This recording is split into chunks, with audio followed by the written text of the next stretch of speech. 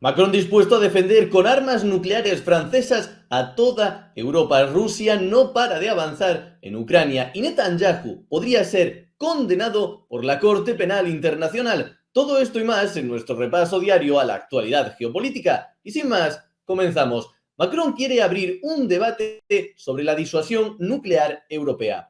Francia es una de las grandes potencias europeas y si tenemos en cuenta que la otra gran potencia, como es Alemania, en temas bélicos, en temas militares, de guerra, parece no querer liderar nada, no querer ponerse al frente de nada, pues ese hueco queda, obviamente, para Francia y Macron quiere aprovecharlo, quiere elegir a Francia como la líder en la defensa europea. Ya ha dicho que quiere poner al servicio de la defensa de Europa el arsenal nuclear francés. Es decir, está dispuesto a trasladar armas nucleares a otros países de Europa como medida de disuasión ante futuros o posibles ataques. Con esta información, lo primero que se nos viene a la mente es algo que ya vimos en otros vídeos, y es la petición de Polonia de querer albergar armas nucleares dentro de su territorio. En aquella ocasión, la reivindicación, la petición de Polonia vino en el marco, en el contexto de la OTAN y obviamente todos pensamos en armas nucleares de Estados Unidos,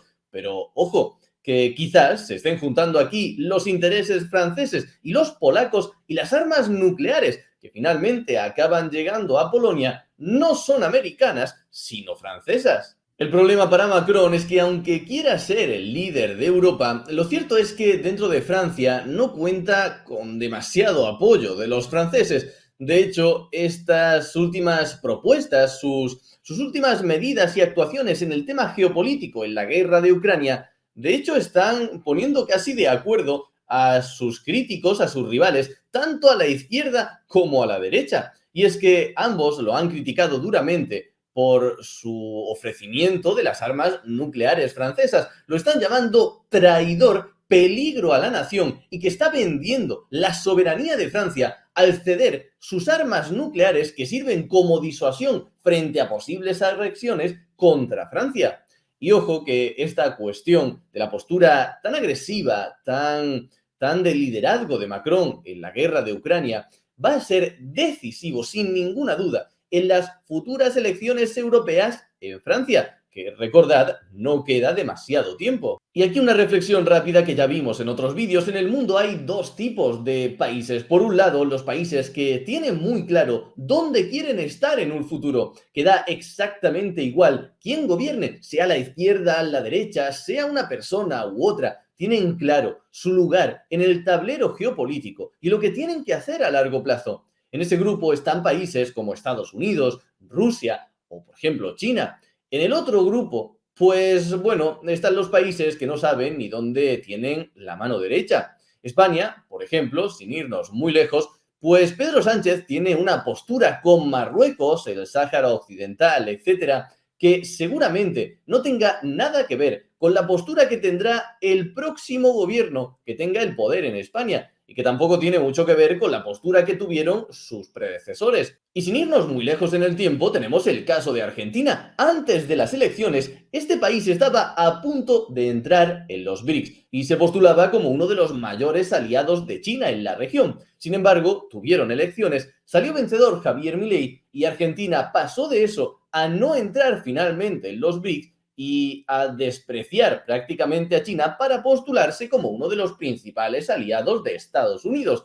Y con Francia estaría pasando algo similar. Macron está teniendo una postura muy clara, muy firme, muy determinada, pero que no tiene un consenso dentro de su país. Cuando asistamos a las próximas elecciones en Francia, es probable que el próximo gobierno francés tenga una postura completamente radical a la que tiene Macron ahora. Y esto, evidentemente, tiene unos problemas para los países que están en este grupo. No tienen ninguna credibilidad internacionalmente y hoy pueden estar dirigiéndose y enfocando sus esfuerzos y recursos hacia una meta que mañana no van a querer y van a empezar a comenzar para otro lado. Pero antes de llegar a esa nueva meta, tendrán elecciones o un nuevo cambio y volverán a girar hacia otra. Y ahora sí, nos vamos con la guerra de Ucrania. A España, como ya contábamos en los últimos días, se le ha estado presionando para que cediese sus sistemas Patriot de defensa antiaérea a Ucrania. Y España, bueno, digamos que ha optado por el camino del medio. No es que no le vaya a donar nada y no le va a donar los sistemas Patriot. Lo que España va a hacer es donar munición, misiles que se pueden utilizar por estos sistemas que ya están en Ucrania. No ha sido tan diplomática Grecia, que es al otro país al que más le estaban presionando con este tema. Y Grecia ha dicho que no, que se acabó el debate y se acabó esta cuestión. Que Grecia ha ayudado, por supuesto, a Ucrania, que es su aliado y que lo va a seguir haciendo en el futuro. Pero que no sueñen que Grecia va a ceder material militar que sea clave en la defensa militar de su país o en la cuestión disuasoria frente a posibles agresiones, como son, por ejemplo, los sistemas Patriot. Y es que recordad, si en España tenemos el problema latente de Marruecos, en Grecia tienen a Turquía, que quizás es mucho más grave y peligroso en ese caso. Turquía, siempre que puede, está presionando a Grecia, sin irnos muy lejos, por ejemplo, con presiones constantes utilizando la inmigración masiva a través de sus fronteras. Por lo tanto, es de entender que Grecia no se quiera quedar desprotegida ante la situación que tiene en el mundo. Stoltenberg, el secretario general de la OTAN, ha criticado a los miembros de su alianza por ayudar tarde y mal a Ucrania. Y lo cierto es que tiene razón, porque en esa tardanza está la culpa de que estemos viendo ahora el frente ucraniano, bueno, pues estar como está. Y es que Rusia no para de avanzar cada día.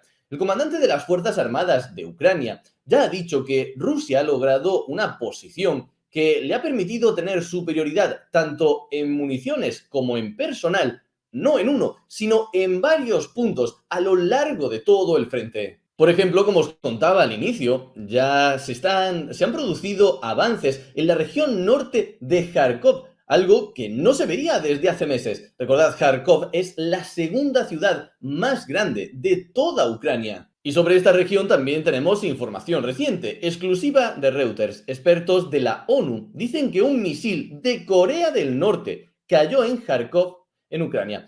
Esta información no es de ahora, no es de un misil que haya caído recientemente, sino que es del 2 de enero. Un misil lanzado por Rusia cayó el 2 de enero en Kharkov. Se hizo una investigación y se ha determinado que el misil no era de fabricación rusa, sino de Corea del Norte. Esto han dicho desde Naciones Unidas, que eso viola las sanciones que hay contra el armamento militar de Corea del Norte. Pero, bueno, ¿qué esperáis? Estáis en guerra con este país y queréis que respete las sanciones que ponéis a sus aliados que le ayudan en esta guerra contra Ucrania. No tiene mucho sentido. Y también relacionado con esto, vámonos ahora a China. Afirman que China viola sanciones internacionales una vez más y presta ayuda a un barco que lleva armas norcoreanas a Rusia. Ya estamos viendo todo el eje de las dictaduras colaborando entre sí. La información viene porque las imágenes de un satélite han captado supuestamente a un carguero ruso que estaría transportando material militar de Corea del Norte atracado en un puerto chino. Y sobre la guerra de Ucrania terminamos con dos noticias sobre corrupción. Arrestan a ministro de Agricultura ucraniano en una investigación sobre corrupción. Y por otro lado, viceministro ruso de Defensa es enviado a prisión tras ser acusado de recibir sobornos. Y nos vamos ahora a la guerra entre Israel y Hamás. No, este titular está mal. Israel ofreció un alto el fuego de 40 días a cambio de la liberación de rehenes. Como ya hemos venido contando en los últimos vídeos, la situación de la guerra en la Franja de Gaza está centrada en la inminente incursión terrestre del ejército israelí en la zona sur de la Franja de Gaza, en Rafah, donde se han acumulado cientos de miles de civiles, generando una situación bastante delicada. Bueno, pues esa incursión parece inminente, pero según las últimas informaciones, según la última hora, esto podría detenerse gracias a un alto el fuego ofrecido por Israel. ¿Y en qué consiste este alto el fuego? Pues en un alto el fuego de 40 días a cambio de que Hamás libere a los rehenes que todavía tienen su poder desde el 7 de octubre y a cambio también está sonando, porque no se saben exactamente cuál ha sido la oferta, que Israel también estaría dispuesto a liberar a varios miles de prisioneros palestinos que tiene en su poder. Por ahora no se sabe si Hamas va a aceptar este alto el fuego. Si lo aceptase, desde mi punto de vista, estaría dando muestras de una situación desesperada, pues no es el alto el fuego que ellos querían. Hamas, recordad, también propuso un alto el fuego hace unos días, pero era un alto el fuego con condiciones diferentes. Ellos querían un alto el fuego permanente y la creación de dos estados que reconociesen finalmente los dos estados. Y bueno, por detrás tampoco renunciaban a acabar definitivamente en un futuro con el Estado de Israel. La presión internacional, tras este anuncio del alto el fuego israelí, ha pasado de tener el foco en Israel para que no entre en la franja de Gaza, en la zona sur, en Rafah, a ponerlo en Hamas para que acepte lo más rápidamente esta oferta de alto el fuego. Estados Unidos la ha llegado a calificar como una oferta muy generosa. Sin embargo, mi reflexión era la siguiente. Tú puedes presionar internacionalmente a un país como Israel, que más o menos dialoga contigo, que más o menos tenéis intereses, sois aliados, etcétera. Pero, ¿de verdad la presión internacional afecta en algo a Hamas? ¿A un grupo que ha sido capaz de hacer algo como lo del 7 de octubre? ¿O Hamas se reirá al ver las presiones y los comunicados de Estados Unidos y el Reino Unido? Vamos ahora con otra noticia que está preocupando mucho en las últimas horas a Israel, y es que la Corte Penal Internacional podría estar cerca de condenar no solamente a Benjamin Netanyahu, sino también a otros cargos israelíes. La Corte Penal Internacional es un tribunal internacional independiente encargado de juzgar los crímenes más horribles, como por ejemplo los genocidios. Si finalmente se acaba condenando a Netanyahu y otros cargos, seguramente esto no acabe en que ellos vayan a prisión, pero sí que tendrá cierta repercusión. Desde Israel han dicho que sería toda una inyección de moral para el grupo terrorista Hamas si finalmente esta noticia se concretase. Y también tendría implicaciones porque, por ejemplo, Estados Unidos o Israel no están dentro de la Corte Penal Internacional, es decir, no la reconocen. Pero si un país que sí reconoce la Corte Penal Internacional, si Netanyahu, por ejemplo, acudiese a un país que sí reconoce la Corte Penal Internacional, significa que con esta orden en vigor, ese país tendría el deber de capturar y apresar inmediatamente a Benjamin Netanyahu. Es decir, que imaginad que esta orden finalmente se ejecuta. La Corte Penal Internacional condena a Netanyahu y dentro de unos meses se celebra una cumbre con carácter económico, por ejemplo, en un tercer país que sí reconoce a la Corte Penal Internacional. Israel envía allí a Netanyahu como su representante o a otro alto cargo condenado también por la Corte Penal Internacional. Eso significa que al entrar en ese país debería capturarles y meterles en prisión directamente. Algo similar ya pasó con Vladimir Putin, al que hace poco esta Corte Penal también condenó. Y de hecho, Rusia ha acusado a Estados Unidos de una gran hipocresía, porque Estados Unidos, cuando han empezado a sonar este tipo de noticias, este tipo de información, ya ha salido a rechazar categóricamente estas investigaciones. Sin embargo, sí que vieron con buenos ojos cuando la Corte Penal Internacional castigó y sentenció a Vladimir Putin. Y terminamos ahora con algo de política interna de los Estados Unidos, y es que, ojo, las elecciones están cada día más cerca. Encuesta de la CNN, Trump mantiene la ventaja sobre Biden en el enfrentamiento de 2024. Desde que empezaron a sonar y a hacerse encuestas, Trump siempre ha estado por delante de Joe Biden, pero es cierto que esa ventaja ha ido fluctuando. Unas veces era más amplia y en otras ocasiones, según el mes en que hicieran la encuesta, Joe Biden lograba recortar algo de ventaja. En esta última información, Trump ha contado con un 49% del apoyo de los votos y Joe Biden ha bajado de un 45 a un 43. Es decir, se sitúan ya en una diferencia del 6%. ¿Y a qué se debe que Donald Trump le esté sacando más ventaja todavía a Joe Biden? Pues, en mi opinión, no es algo tanto de política interna de los Estados Unidos, sino de geopolítica. Recordad que hace unos vídeos ya comentamos cómo se estaban produciendo miles o decenas de protestas en decenas de universidades a lo largo y ancho de Estados Unidos. Protestas contra la guerra en Israel y contra, sobre todo, la postura del gobierno de Joe Biden apoyando a Israel.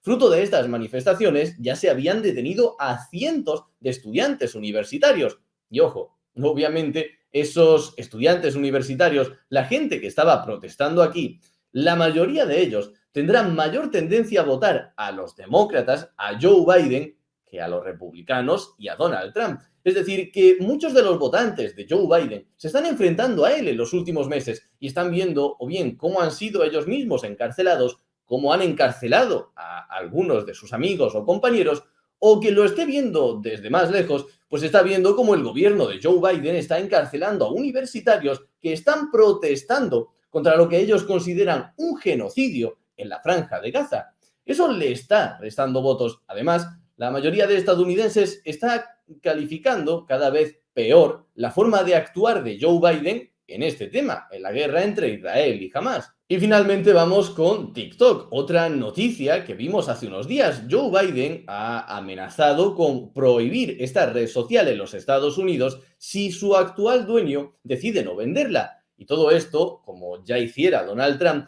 por un miedo a que China esté teniendo acceso a cientos de millones de datos de estadounidenses.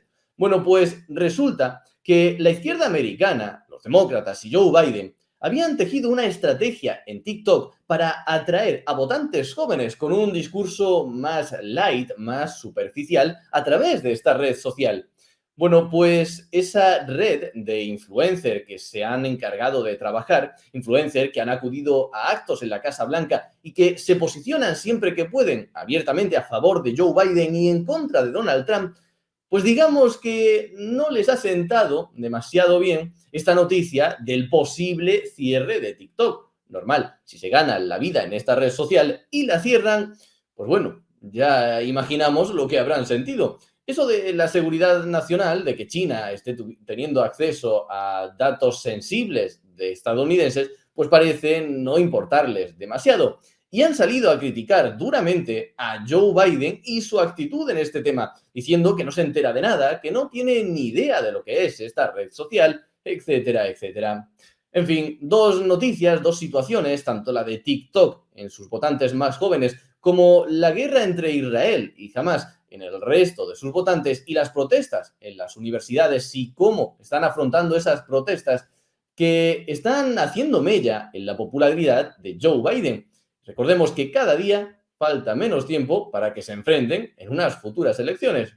Y hasta aquí el vídeo de hoy. Yo espero que os haya parecido interesante la información. Como siempre, muchísimas gracias por vuestros me gustas, comentarios, por compartir los vídeos, suscribiros para no perderos nada de todo lo que está pasando en el mundo estos días, que ya sabéis que aquí tenemos actualizaciones diarias. Y sin más, me despido y nos vemos en el próximo.